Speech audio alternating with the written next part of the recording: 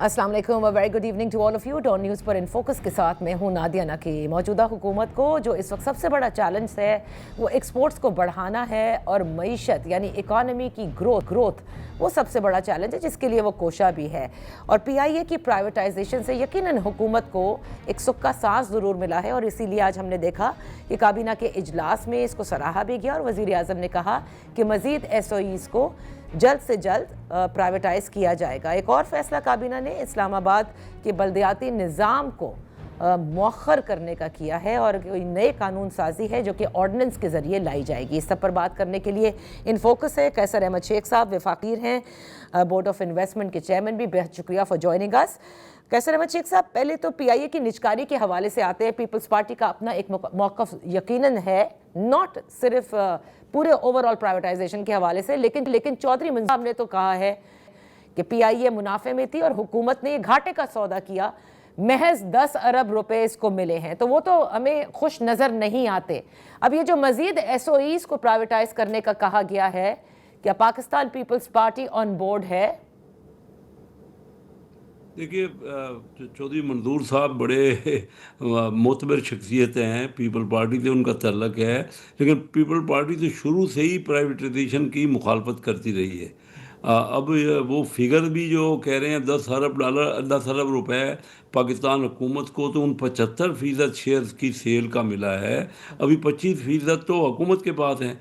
जो 135 अरब रुपए कीमत लगी है 75% की, उससे 45 उस हिसाब से भी 45 अरब तो वो बनते हैं जो 25% शेयर हुकूमत के पास हैं। तो 10 अरब और 45 अरब 55 अरब तो ये बन गए। और फिर वो 92% जो 135 अरब रुपए का, वो तो उन्होंने इन्वेस्ट करना है ताकि PIA को बेहतर बनाया जाए, उसको इम्प्रूव किया जाए। ठीक है आपकी बात शेख साहब, वो आपकी बात ठीक है, वो तो इलाबरेट आरिफ हबीब साहब भी सब बता चुके हैं। लेकिन मैं जानना चाहती हूँ कि जब आप खुद कह रहे हैं कि पीपल्स पार्टी प्राइवेटाइजेशन के खिलाफ ही है, तो अब नेक्स्ट ऑन द कार्ड क्या है? स्टील मिल वो भी एक बहुत बड़ा सफेद हाथी है, तो पीपल्स पार्टी को कैसे मनाएंगे? स्टील मिल देखिए ना, पीपल पार्टी, ये आप सही कह, पीपल पार्टी हमारी LI है, तो पीपल पार्टी को भी ये एहसास तो हो गया। स्टील मिल तो पीछे भी हो चुकी है, आपको याद होगा कि पीछे आज से काफ़ी 15 साल पहले स्टील मिल की ऑक्शन हुई थी और वो भी ये आरिफ हबीब ग्रुप ने ही ख़रीदा था, लेकिन वो फिर चीफ जस्टिस साहब ने उस पर स्टे दे दिया। तो वो स्टे की वजह से हम मुसलसल 15 सालों से जो यूनियन के लोग हैं, सारे लेबर के हैं, जो जितना भी स्टाफ है, उनको हम दे रहे हैं, उनको रेमुनरेशन भी दे रहे हैं और उसके अलावा वो नुकसानात भी भर रहे हैं, और आज तक और उसका तो कुछ हुआ ही नहीं। तो खुद देखें ना, ये हमारे स्टेट ओन एंटरप्राइजेज 850 अरब रुपए सालाना का नुकसान कर रहे हैं, जो आम आदमी के बोझ पे के जेब पे जाता है। तो यही कहते रह गए कि या तो हमसे वो चल सकती हैं, हुकूमत से तो कोई, ये जो इदारे हैं, चाहे रेलवे हो, चाहे स्टील मिल हो, चाहे PIA हो, या जो डिस्ट्रीब्यूशन के इदारे हैं बिजली के, वो भी कोई इदारा भी तो प्रॉफिटेबल नहीं हुआ ना। इवन मैं जब KPT में गया ना, मैरीटाइम का मैं मिनिस्टर बना, तो देखा कि KPT जैसा इदारा जो पाकिस्तान का इतना बड़ा यहाँ रेवेन्यू आता है जहाँ से, और वो सिर्फ 2 अरब रुपए उसने सालाना आज से 2 साल पहले या 3 साल पहले का प्रॉफिट किया था। तो हमने उसको आगे बढ़ाया। लेकिन मैं ये कह रहा हूँ कि कोई जब ये तो ज़रूरी है कि पाकिस्तान का हुकूमतों को काम नहीं होता ये इदारे चलाना, ये प्राइवेट लोग ही उसको बेहतर। तो sir, next on the card क्या है? कौन सी state owned enterprise next on the card है? अब मेनली हमारे पास बिजली के जो डिस्ट्रीब्यूशन कंपनी है ना, जो वो सबसे अब नेक्स्ट वो उनका जो है ना, वो प्लान कर रहे हैं। अब क्योंकि आपने कहा ना कि मईशत को आगे बढ़ाना है और एक्सपोर्ट लेड ग्रोथ होनी है, तो इस मईशत को बढ़ाने के लिए या प्रोग्रेस के लिए पाकिस्तान पीपल्स पार्टी के चेयरमैन ये कहते हैं कि मफाहिमत अब एक पॉइंट है कि जो जिसमें होनी चाहिए, जिसमें उन्होंने सदर जरदारी के हवाले से कहा कि वही सबसे मौजू शख्सियत है। मैं जानना चाहती हूँ, क्या हुकूमत तैयार है और समझती है कि हाँ वो स्टेज आ गया है जहाँ अब घर में जो इंस्टेबिलिटी है اس کو درست کیے بغیر ہم نہیں اچیو کر سکیں گے، لہٰذا مفاہمت کا راستہ اختیار کر لینا چاہیے۔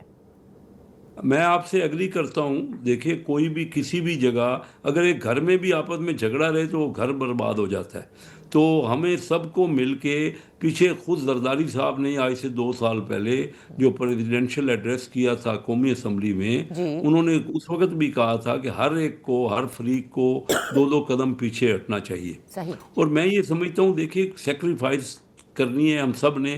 ہم تو شروع سے ہی جب حکومت تھی پی ٹی آئی کی، اس وقت سے یہ کہہ رہے تھے کہ آپ چارٹر آف اکانومی کریں مل بیٹھ کے، اور ہم تو اس وقت سے ہاتھ بڑھا رہے ہیں، اور ابھی بھی ہم نے کبھی یہ نہ نہیں کی کہ ہم جو معاملات ہیں، دیکھیے ہم تو پاکستان حکومت تو انڈیا کے ساتھ جس نے اتنے بڑا حملہ کر دیا اور اتنا ہمارا شروع سے دشمنی کر رہا ہے، اس کے ساتھ بھی ہم کہتے ہیں کشمیر کے معاملے پہ اور یا دوسرے جب ابھی دریاؤں کا پانی کا جو معاملہ ہوا ہے، بیٹھے اور مسائل کو آپس میں گفت و شنید سے، مذاکرات سے اس کو حل کیا جائے۔ آج دیکھیے نا، ان کو بھی مجبور ہونا پڑا، 4 دن کی جنگ ہوئی جو انہوں نے وائلیشن کی اور ایگریشن کیا، تو انہوں نے اپنا دیکھ لیا، انجام دیکھ لیا۔ اور آج ان کے فارن منسٹر جے شنکر جو ہے، وہ ڈھاکہ میں خود انہوں نے آ کے ہاتھ ملایا، بالکل خود چل کے آئے اور ہمارے یاز صادق صاحب سے ہاتھ ملایا۔ ٹھیک ہے۔ تو ملکوں میں جب آپ یہ سمجھتے ہیں کہ مذاکرات ضروری ہیں، خود وزیر اعظم نے پیشکش بھی کی ہے، زرداری صاحب بھی مفاہمت کرنا چاہتے ہیں، تو پھر کیوں یہ بات آگے نہیں بڑھ رہی؟ گرین سگنل کہاں سے اور کس کا ملنا ہے کہ پھر سب مل کر بیٹھیں گے اور سوچیں گے؟ دیکھیں نا، آپ تو بیانات سنتی رہتی ہیں، دیکھتی رہتی ہیں، ہر وقت یہی کہا جاتا ہے کہ یہ چور ڈاکو ہیں جن کے سامنے والے، اور ان سے ہم نہیں بیٹھیں گے ان کے ساتھ۔ وہ کہتے ہیں کہ ہم اسٹیبلشمنٹ کے ساتھ بیٹھیں گے۔ اب دیکھیے اسٹیبلشمنٹ کا کوئی کام نہیں ہے، ہمیشہ پاکستان میں پولیٹیکل پارٹیوں نے آپس میں اپنے معاملات کو ریزالو کرنا ہے، یا کورٹوں میں کچھ معاملات ہیں تو کورٹوں سے ہوں گے، جیسے 9 مئی کا واقعہ ہے تو وہ تو اس طرح حل نہیں ہو سکتا نا، دیکھیں نا وہ تو قانونی چیزیں ہیں۔ تو لیکن سب کو یہ ریئلائز پھر بھی بیٹھ کے کوئی نہ کوئی لایا عمل نکل سکتا ہے، کوئی نہ کوئی چیزیں آگے بڑھائی جا سکتی ہے، گیو اینڈ ٹیک ہوتا ہے۔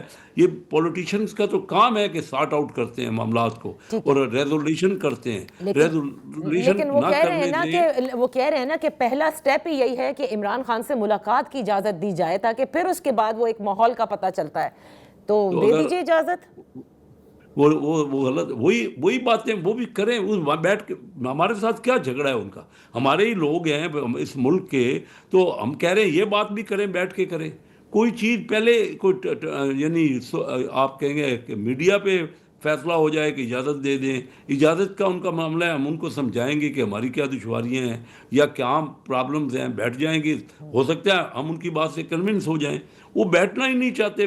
یہ چیزیں کوئی بھی چیز ہوتی ہے، میں تو یہ کہہ رہا ہوں کہ آج انڈیا کو آ کے ان کو جے شنکر صاحب کو ہاتھ ملانا پڑا نا جا کے، یا ان کی کرکٹ کی ٹیم تو کھیلی تھی، ہاتھ نہیں ملا، ہمارے کپتان سے ہاتھ نہیں ملاتی تھی۔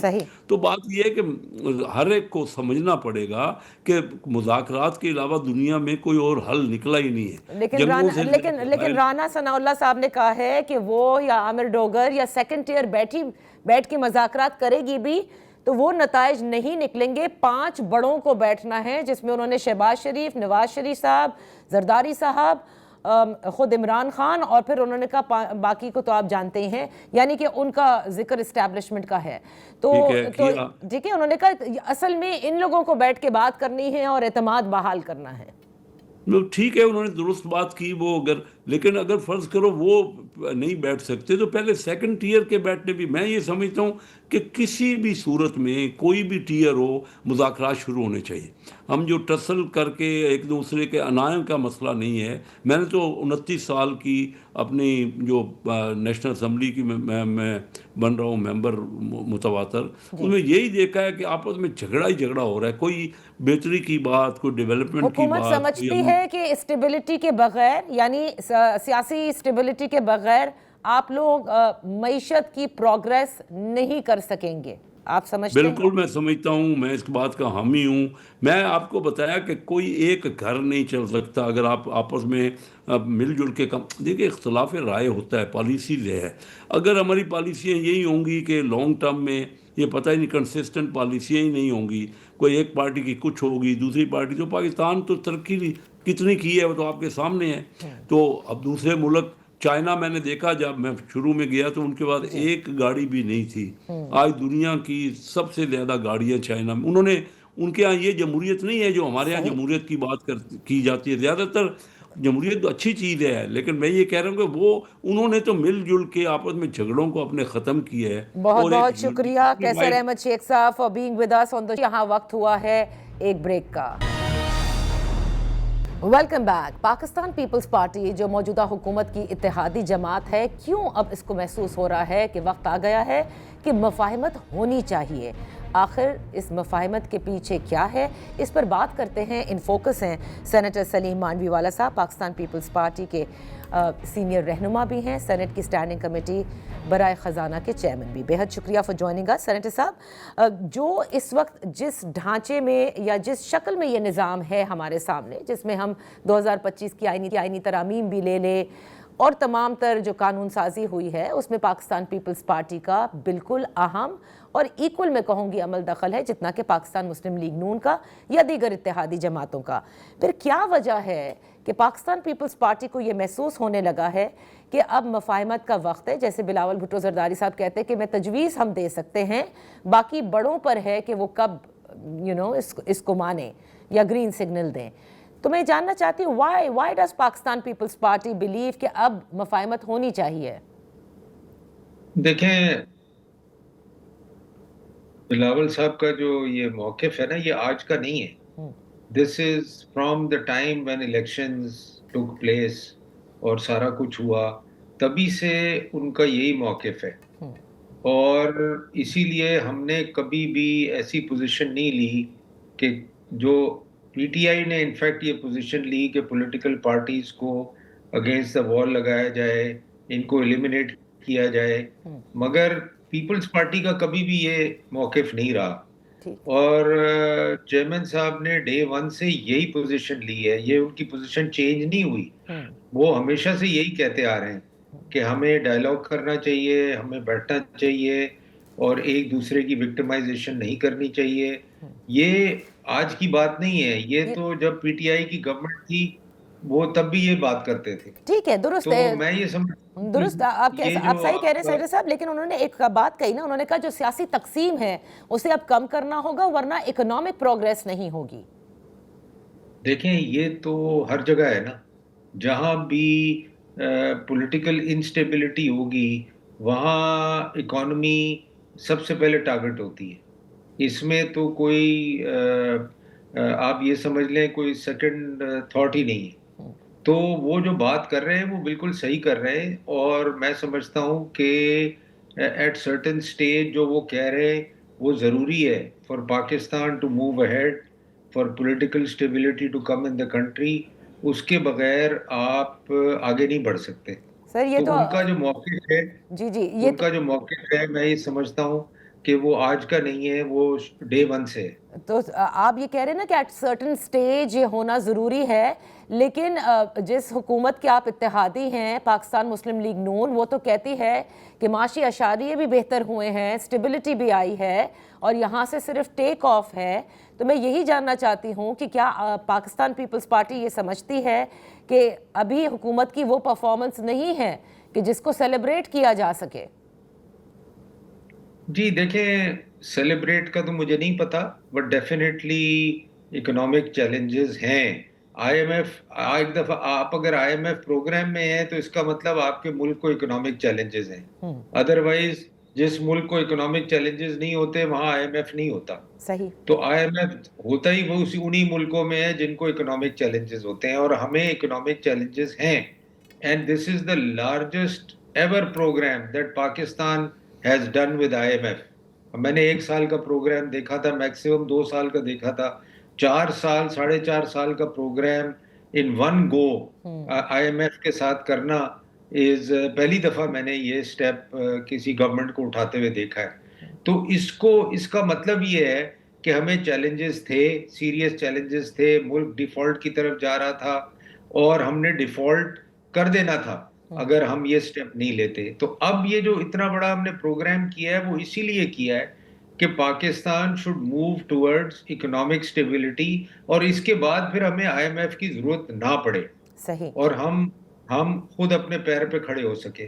تو اس میں پولیٹکس کا ایک رول ہے نا پولیٹیکل اسٹیبلٹی کا. اگر وہ نہیں آئے گی اور ہم اسی سچویشن میں رہیں گے تو یہ تو ایک چیلنج رہے گا اکنامی کے لیے بھی اور پولیٹکس کے لیے بھی. اب دیکھیں آپ لوگوں نے یعنی چیئرمین بلاول بھٹو زرداری نے تو یہ پیشکش کر دی ہے اور آپ نے بالکل درست فرمایا کہ پیپلز پارٹی مفاہمت میں یقین رکھتی ہے اور بلاول بھٹو زرداری صاحب نے کہا کہ سب سے موزوں شخص جو ہیں وہ پریزیڈنٹ زرداری ہیں جو مفاہمت پہلے بھی کر چکے ہیں اور اب بھی کر سکتے ہیں.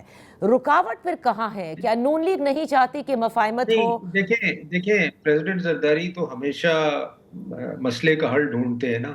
تو یہ تو ان کا ایک آپ یہ سمجھ لیں ان کی ایک اسپیشلٹی ہے, ان کی ایک ایبلٹی ہے کہ وہ بجائے مسئلوں کو الجھانے کے ان کا حل ڈھونڈتے ہیں, ان کا سلوشنز نکالتے ہیں. یہ تو ان کی ایک کوالٹی ہے. اس میں بھی کوئی چیئرمین بلاول صاحب نے غلط بات نہیں کی کہ ان کو اس کو دیکھنا چاہیے اور اس کا کوئی حل نکالنا چاہیے.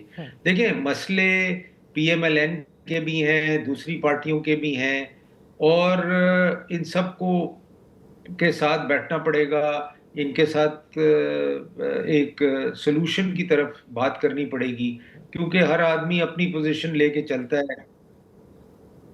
صحیح. کہ مجھے کوئی نقصان ہے یا فائدہ ہے یا کیا ہے, بٹ مجھے لگتا ہے کہ دیر ول بی اے سولوشن انشاءاللہ. اور اس کو آگے لے جانے کے لیے کیا پیپلز پارٹی اب فل تھروٹل کوشش کر رہی ہے کہ مفاہمت کے پر سب آئیں؟ دیکھیں فل تھروٹل تو کوئی چیز نہیں ہوتی, یہ تو سٹیپ بائی سٹیپ ہی ہوگا. پہلے چھوٹی پارٹیوں سے بات ہوگی, پھر گورنمنٹ سے بات ہوگی. اٹس اے پروسیس اور ٹائمنگ اس میں بڑا رول پلے کرتا ہے. تو یہ ساری چیزیں دیکھتے ہوئے ہوپ فلی مجھے لگتا ہے کہ کوئی سولوشن نکل آئے. اچھا سلیم مانیول صاحب آپ آتے ہیں پرائیویٹائزیشن کی طرف, کیونکہ پیپلز پارٹی کا اپنا ایک پرائیویٹائزیشن کے حوالے سے موقف ہے, لیکن حکومت نے آج بھی کابینہ کے اجلاس میں پی آئی اے کی پرائیویٹائزیشن کو سراہا بھی اور کہا کہ مزید جو ایس او ایز ہیں ان کو پرائیویٹائز کرنا لازم ہے. تو اب میں یہ جاننا چاہتی ہوں کہ اب پیپلز پارٹی ظاہر ہے آپ کا اپنا موقف ضرور ہے پرائیویٹائزیشن کے حوالے سے, لیکن آپ اس میں رکاوٹ نہیں بنیں گے اب مزید جتنے بھی ایس او ایز نے پرائیویٹائز ہونے ہیں؟ دیکھیں اگر تو ہمارا صرف موقف یہ رہا ہے پارٹی کا کہ سلیکٹیو اینڈ سلیکٹڈ پرائیویٹائزیشن نہیں ہونی چاہیے. This is the only concern of Peoples Party. اگر پرائیویٹائزیشن سے کوئی بہتری آنی ہے تو ہم اس کو سپورٹ کریں گے, مگر پرائیویٹائزیشن اگر کسی انڈیویجول کے لیے کی جا رہی ہے, کسی آدمی کے لیے کی جا رہی ہے, کسی آرگنائزیشن کے لیے کی جا رہی ہے تو اس پہ پیپلز پارٹی ضرور اس کو اپوز کرے گی. اور اگر اس پرائیویٹائزیشن سے عام آدمی کا کوئی فائدہ ہے تو پھر ہم ضرور اس کو اینالائز کریں گے اور اس کو سپورٹ کریں گے.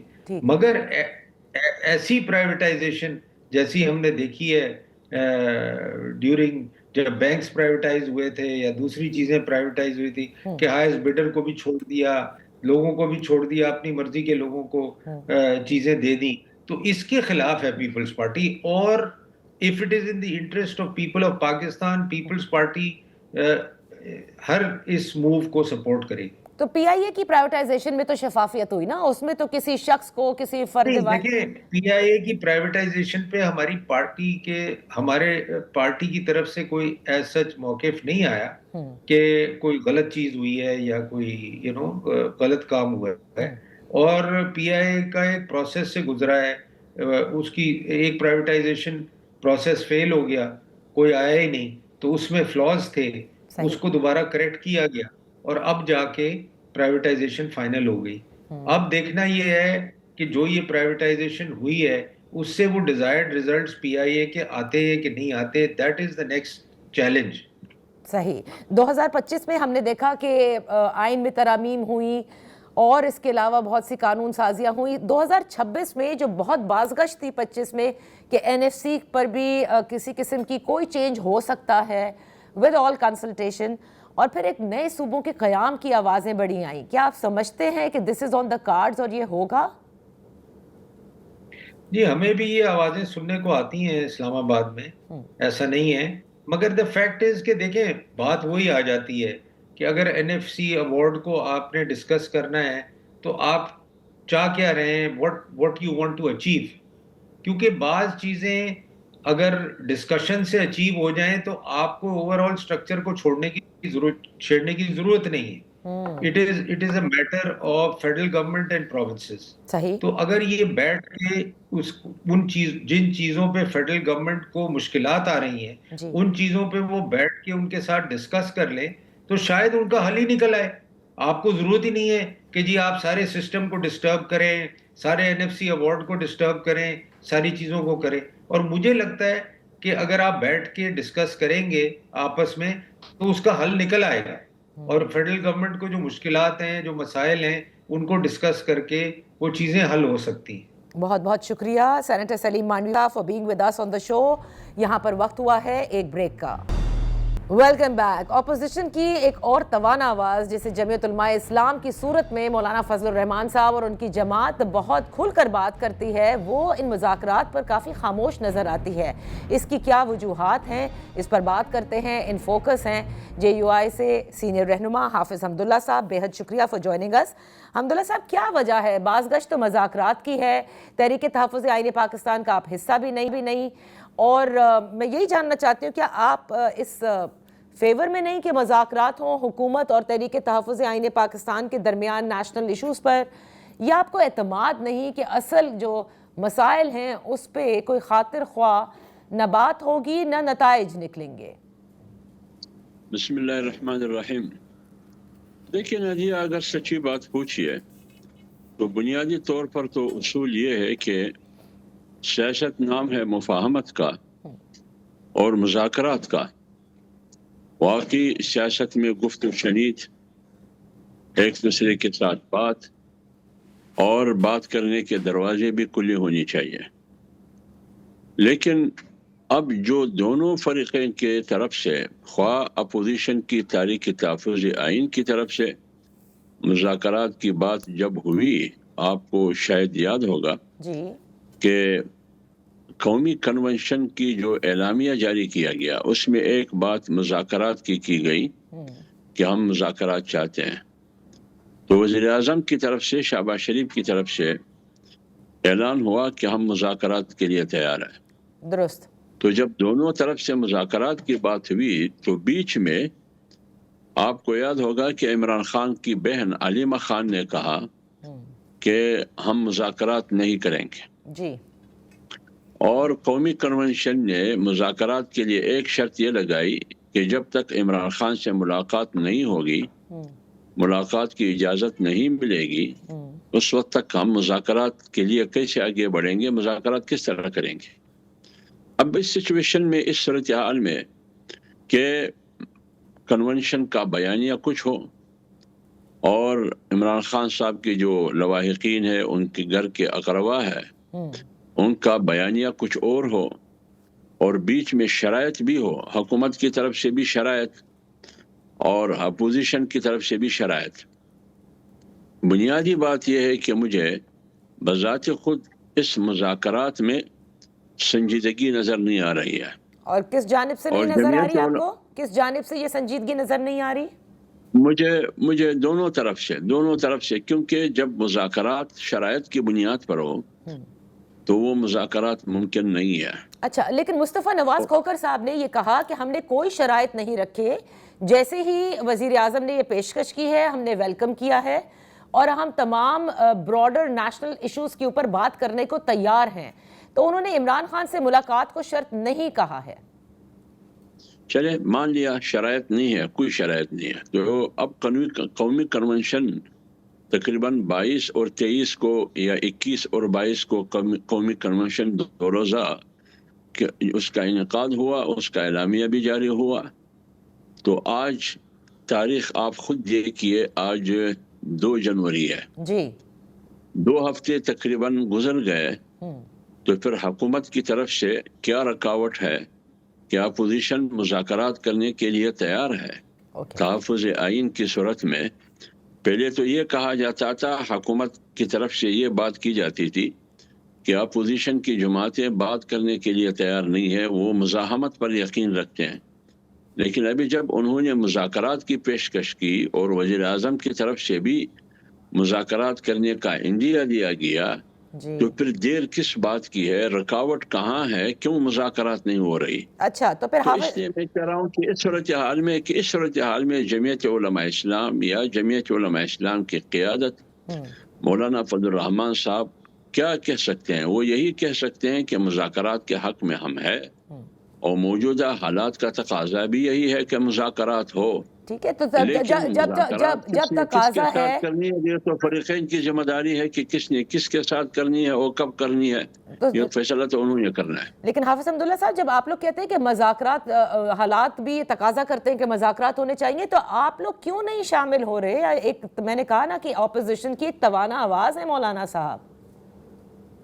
دیکھیے نادیہ، بات یہ ہے کہ ایک تو جمعیت علماء اسلام کا موقف یہ ہے کہ جو تحفظات جو خدشات جمعیت علماء اسلام کی ہے وہ بنیادی طور پر ہے 8 فروری کی الیکشن سے، کہ 8 فروری 2024 کو جو الیکشن ہوا وہ الیکشن صاف اور شفاف الیکشن نہیں تھا، ٹھیک، بلکہ وہ الیکشن کے نام پر اکشن اور نیلام تھا. حکومت کے سامنے ابتدائی مرحلے میں مولانا صاحب نے PMLN کی وفد آیا مولانا صاحب کے پاس، شہباز شریف صاحب اس وقت شاید وزیر اعظم تھے یا نہیں تھے، وہ آئے تھے، میاں نواز شریف صاحب آئے، پیپلز پارٹی والے آئے. کسی نے بھی مولانا صاحب کی تحفظات اور خدشات کا اطمینان بخش جواب نہیں دیا. ٹھیک، میرے سامنے ایک بڑی پارٹی کی ایک ممبر نے جو الیکشن میں کھڑے تھے اور الیکشن ہار چکے تھے، انہوں نے اپنے ساتھیوں کو کہا کہ مولانا صاحب کی تحفظات، ان کی سوالات، ان کی خدشات حقیقت پر مبنی ہے اور یقیناً اس کا جواب ہمارے پاس نہیں ہے، نہ ہی ہم کر سکتے ہیں. تو لہٰذا 8 فروری کے الیکشن میں تمام ادارے مفلوج ہو چکے ہیں، زمین بوس ہو چکے ہیں. اوکے، اب اس صورتحال میں میرے اعتراضات کا ازالہ نہ شہباز شریف کر سکتا ہے، نہ آج کے عدالتوں پر وہ اطمینان ہے جو ہم کر سکے کہ عدالت ایسا فیصلہ دے گا کہ میرے تحفظات اور خدشات کا ازالہ کرے گا. اس لیے جمعیت علماء اسلام کا موقف واضح ہے کہ اس ملک میں صاف اور شفاف انتخابات کے انعقاد کے علاوہ دوسرا کوئی راستہ نہیں ہے اگر آپ اس ملک میں اسٹیبلٹی چاہتے ہیں. تو حکومت یہ کہہ رہی ہے کہ ہم 2024 کے الیکشن پہ بات نہیں کریں گے کیونکہ 24 پہ ہوئی تو 18 پر بھی بات ہوگی اور اس طرح سے یہ پینڈوراز باکس کھلتا جائے گا. لیکن انہوں نے کہا کہ آئیں انتخابی اصلاحات پر بات کرتے ہیں اور تمام جماعتیں مل کر بات کریں. اسی لیے میں جاننا چاہتی ہوں کہ آپ سمجھتے ہیں کہ مولانا فضل الرحمان صاحب اگر لیڈر آف دی اپوزیشن بن جائیں، یعنی اگر اپوزیشن کی جماعتیں ان پر یہ اعتماد کر کے ان کو بنا دے، تو پھر کیا JUI اپنا کردار زیادہ ادا کرے گی؟ ایک عرض یہ ہے کہ مولانا صاحب اپوزیشن لیڈر بنیں گے یا نہیں بنیں گے، اور اپوزیشن کی تمام جماعتیں اس بات پر اتفاق کرے گی کہ مولانا صاحب اپوزیشن لیڈر ہو یا نہیں کرے گی.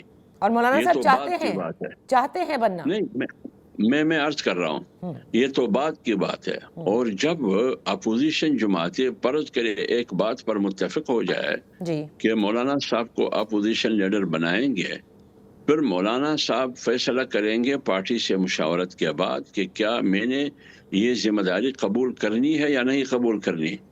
یہ تو اس وقت بات ہے جب یہ صورتحال سامنے آ جائے. لیکن اکثریتی پارٹی PTI کی بڑی پارٹی، اس کی اکثریت نے محمود خان اچکزئی کو ایز اے اپوزیشن لیڈر نامزد کیا ہے، تو پھر اس کا نوٹیفیکیشن کیوں نہیں ہوتا؟ پہلے قوم یہ بتا دے کہ اس کا کیوں نہیں ہوتا. لہٰذا مولانا صاحب کا نہ ابھی تک فیصلہ ہے کہ میں اپوزیشن لیڈر بنوں گا، نہ ابھی تک مولانا صاحب کو اپوزیشن کی جماعتوں کی طرف سے کوئی پیشکش ہوئی ہے. صحیح، اگر پیشکش ہوگی ان کی طرف سے پھر مولانا صاحب اس کا جواب دے سکیں گے. میرے خیال میں اب نوبت نہیں آئی ہے. بہت بہت شکریہ حافظ حمداللہ صاحب فار بینگ ود اس آن دا شو. یہاں ہوا ہے ایک بریک کا. Welcome back. اسلام آباد میں بلدیاتی انتخابات دوسری مرتبہ آج مؤخر ہوئے ہیں، جس کی منظوری وفاقی کابینہ نے آج اپنے اجلاس میں دی، جبکہ 4270 امیدواروں نے کاغذات نامزدگی جمع کرا دیے تھے اور فروری کی 15 تاریخ کو اسلام آباد کے بلدیاتی انتخابات ہونے تھے according to the date announce by the Election Commission of Pakistan. اب کیا وجہ ہے کہ دوبارہ سے قانون تبدیل کیا جا رہا ہے؟ اس پر بات کرتے ہیں. ان فوکس ہیں سینئر صحافی ہیں ثناء اللہ خان صاحب. بہت شکریہ فار جوائننگ اس. ثناء اللہ صاحب، یہ دوسری مرتبہ ملتوی ہوئے اسلام آباد میں اور پری ٹیکسٹ پھر قانون کو تبدیل کرنے کے حوالے سے ہے. اصل وجہ کیا ہے؟ کیوں اسلام آباد میں بلدیاتی انتخابات نہیں ہو پا رہے؟ بہت شکریہ نادیہ. بنیادی طور پر یہ ایک آئینی ریکوائرمنٹ ہے اور بڑی بدقسمتی ہے کہ پاکستان میں اس آئینی ریکوائرمنٹ کو پورا نہیں کیا جاتا اور اس کے لیے لیگل طریقے پھر اختیار کیے جاتے ہیں. اور دنیا میں اگر ویسٹ میں چلے جائیں، چائنا میں چلے جائیں، رشیا تک میں چلے جائیں، جہاں پر اگر کوئی ڈیولپمنٹ ہوئی ہے، سوسائٹی آپ کی تبدیل ہوئی ہے، لوگوں کے مسائل حل ہوئے ہیں، تو وہ بلدیاتی مضبوط بلدیاتی نظام سے ہوئے ہیں. لیکن پاکستان کی اگر پوری ہسٹری دیکھیں بدقسمتی سے، تو جمہوری اور غیر جمہوری، بلکہ غیر جمہوری جو طاقتیں جو مارشل لا رہا ہے اس میں تو بلدیاتی الیکشن ہو جاتے تھے، لیکن جب بھی جمہوری حکومتیں آئی ہیں تو وہاں پر بلدیاتی انتخابات سے فرار اختیار کیا گیا ہے. اگر میں آپ کو بتاؤں، جو آخری مرتبہ اسلام آباد میں پہلی مرتبہ اور آخری مرتبہ الیکشن ہوئے وہ 2015 میں ہوئے تھے. آپ کو یاد ہو تو پاکستان مسلم لیگ نون کی حکومت تھی اس وقت. اور پنجاب میں بھی 22 سال کے بعد 2015 میں ہی آخری مرتبہ بلدیاتی انتخابات ہوئے. پنجاب میں بھی پاکستان مسلم لیگ نون کی حکومت ہے اور فیڈرل میں بھی ہے. پنجاب میں 3 سے 4 مرتبہ بلدیاتی انتخابات ملتوی کرائے جا چکے ہیں. صحیح. اور اب جب دسمبر کے پہلے ہفتے میں الیکشن کمیشن آف پاکستان نے اناؤنس کیا کہ 15 فروری کو اسلام آباد میں دوسری مرتبہ بلدیاتی انتخابات ہوں گے، تو وہ بھی اب آج فیڈرل کیبنٹ نے ایک آرڈیننس پاس کیا ہے، لوکل گورنمنٹ کیپٹل ٹیریٹری ترمیمی بل 2025. ابھی تک یہ الیکشن ملتوی نہیں ہوئے. لیکن جب آرڈیننس جاری ہو جائے گا، آج کسی وقت ہو سکتا ہے یا کل تک ہو جائے گا، تو پھر الیکشن کمیشن کے پاس کوئی دوسرا راستہ نہیں ہوگا، کیونکہ اس میں نئی وارڈ بنیں گے، نئی حلقہ بندیاں ہوں گی. اس کے علاوہ اب یہ بھی نہیں پتا کہ یہ جماعتی بنیادوں پر ہوں گے یا غیر جماعتی بنیادوں پر ہوں گے، کیونکہ جب سے آج صبح جب 10 بجے کیبنٹ کی میٹنگ ہوئی ہے، اس کے بعد سے کوئی جو حکومتی ترجمان ہے، وزراء ہیں، وہ اس پر کوئی بات کرنے کے لیے تیار نہیں ہے. ایک تو یہ بڑا پرابلم ہے. جب ایک کام آپ کرنے جا رہے ہیں اس کو چھپایا کیوں جاتا ہے؟ یہ بھی اس سے نظر آتا ہے کہ یہ نیت خراب ہے. بنیادی طور پر جو مجھے نظر آ رہا ہے نادیہ، وہ 2 چیزیں ہیں. اچھا. ایک تو اس کی سیاسی وجوہات ہو سکتی ہیں، کیونکہ پنجاب میں بھی یہی صورتحال ہے. جب تک موجودہ جو حکومتی ہیں سیاسی جماعتیں ہیں ان کو یقین نہیں ہو جاتا کہ وہ کوئی ایسا نظام یا اس قسم کی تبدیلی نہیں آ جاتی ووٹرز کے مائنڈ میں کہ ان کو یقین ہو کہ وہ کامیابی حاصل کریں گے، اس وقت تک میرا خیال ہے کہ بلدیاتی انتخابات نہیں ہوں گے. اچھا. ماضی کی مثال آپ کے سامنے ہے. 22 سال بعد پنجاب میں 2015 میں ہوئے اور اب 11واں سال شروع ہو رہا ہے پنجاب میں، اور اسلام آباد میں الیکشن بلدیاتی نہیں کرائے جا رہے ہیں. یعنی آپ یہ کہہ رہے ہیں کہ حکومت جب تک یہ بالکل شور نہیں ہو جاتی کہ جیت ان کا نصیب بنے گی، جب تک وہ انہیں خوف ہے اور اسی لیے وہ بلدیاتی انتخابات سے بھاگ رہے ہیں. کیونکہ دیکھیں یہ قانون میں بھی آپ کو یاد ہوگا، مجھے بھی پتہ ہے ثناء اللہ صاحب، نہیں ہے کیونکہ پاکستان تحریک انصاف نے کہا تھا وہ بھرپور حصہ لے گی اسلام آباد کے بلدیاتی انتخابات میں. تو if that is the reason. لیکن یہ جس طرح پنجاب میں کیا گیا ہے نا، غیر جماعتی جو قانون ابھی آیا ہے وہ تیسری مرتبہ جب ملتوی کرائے گئے ہیں، تو وہ غیر جماعتی بنیادوں پر وہ انتخابات کرا رہے ہیں. تو اسلام آباد میں بھی اگر انتخابات ہوئے، فی الحال تو مجھے نظر نہیں آ رہے اگلے 1 سال تک اسلام آباد میں بھی بلدیاتی انتخابات، اور 1 سال سے بھی آگے بڑھ سکتے ہیں، کیونکہ یہاں تو نئی چیزیں لے آتے ہیں.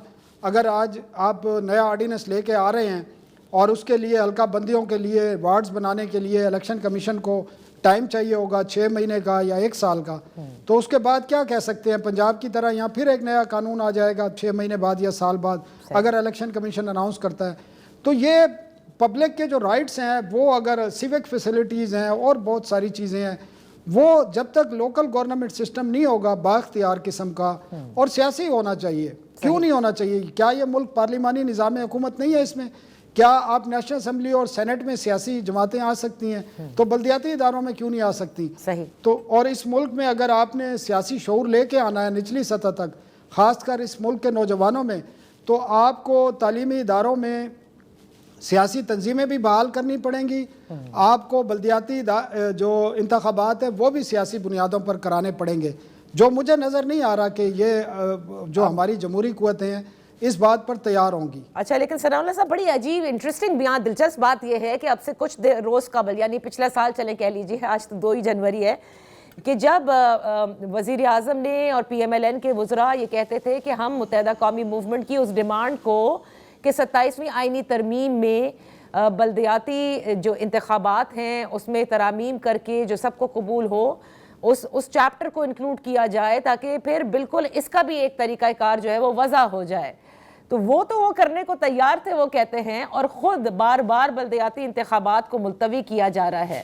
تو یہ تو بڑی عجیب سی بات ہے.